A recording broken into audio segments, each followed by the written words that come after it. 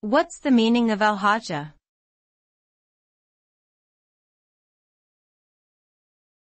Alhaja.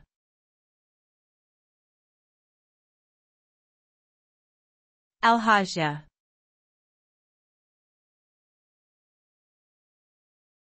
Alhaja.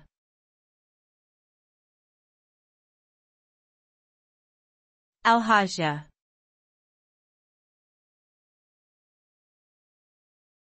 Alhaja.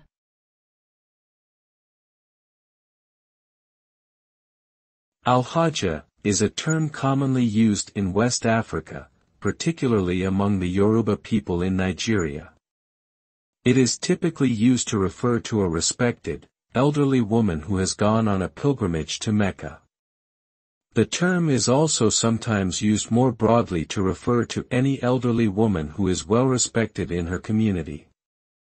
Overall, alhaja carries connotations of wisdom, experience, and spiritual devotion.